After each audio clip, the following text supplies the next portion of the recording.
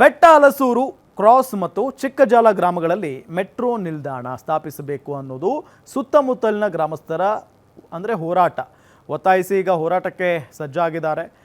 ಜೊತೆಗೆ ಬಿಜೆಪಿ ರಾಜ್ಯ ಕಾರ್ಯದರ್ಶಿ ಎಚ್.ಸಿ. ತಮ್ಮೇಶ್ ಗೌಡ ನೇತೃತ್ವದಲ್ಲಿ ಹುಣಸಮಾರನಹಳ್ಳಿ ಗ್ರಾಮದ ಬಳಿ ಮುಂದಿನ ಹೋರಾಟದ ಪೂರ್ವಭಾವಿ ಸಭೆ ನಡೆಯಿತು.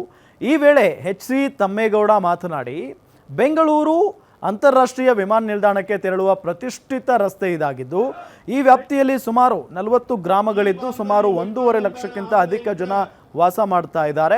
ಆರಂಭದಲ್ಲಿ ಬೆಟ್ಟ ಹಲಸೂರು ಕ್ರಾಸ್ನಲ್ಲಿ ಮೆಟ್ರೋ ನಿಲ್ದಾಣ ಸ್ಥಾಪಿಸಲು ಸಕಲ ಸಿದ್ಧತೆ ನಡೆಸಿ ನಿಲ್ದಾಣ ಸ್ಥಾಪನೆಗಾಗಿ ರೈತರ ಭೂಮಿಯನ್ನು ಸ್ವಾಧೀನಪಡಿಸಿಕೊಂಡಿದ್ದು ಪರಿಹಾರದ ಹಣವನ್ನು ಸಹ ಬಿಡುಗಡೆ ಮಾಡಿದೆ. ಆದರೆ ದಿಢೀರ್ನೆ ಮೆಟ್ರೋ ನಿಲ್ದಾಣ ಸ್ಥಾಪನೆ ಯೋಜನೆ ಕೈಬಿಟ್ಟಿರೋದರ ಹಿಂದೆ ಅದ್ಯಾವ ಹಿತಾಸಕ್ತಿ ಕಾಣದ ಕೈಗಳು ಕೆಲಸ ಮಾಡಿವೆ ಅನ್ನೋದು ಬಹಿರಂಗವಾಗಬೇಕಾಗಿದೆ ಅಂತ ಆಕ್ರೋಶ ಹೊರಹಾಕಿದ್ರು. ನಮ್ಮ ಮನವಿಗೆ ಸ್ಪಂದಿಸದಿದ್ರೆ ಜುಲೈ 18ರಂದು ರಾಷ್ಟ್ರೀಯ ಹೆದ್ದಾರಿ ತಡೆ, ಸಚಿವರ ಮನೆಗೆ ಮುತ್ತಿಗೆ ಸೇರಿದಂತೆ ಉಗ್ರ ಪ್ರತಿಭಟನೆ ನಡೆಸುವುದಾಗಿ ತಮ್ಮೇಶ್ ಗೌಡ ಎಚ್ಚರಿಕೆ ನೀಡಿದ್ದಾರೆ. ಒಂದ್ಸಾರಿ ಮೆಟ್ರೋ ಲೈನ್ ಕಂಪ್ಲೀಟ್ ಆದ್ರೆ ಮತ್ತೆ ಮೆಟ್ರೋ ಸ್ಟೇಷನ್ ಮಾಡಿಸೋದು ಎಷ್ಟು ಕಷ್ಟ ಇದೆ ಅಂತ ಗೊತ್ತೇ. ಶಾಸಕರೇ, ನೀವು ಜವಾಬ್ದಾರಿಯಿಂದ ನಿಮ್ ಕೆಲಸನ ಮಾಡಿದ್ರೆ ನಾವು ಕೂಡ ನಿಮ್ ಸಹಕಾರ.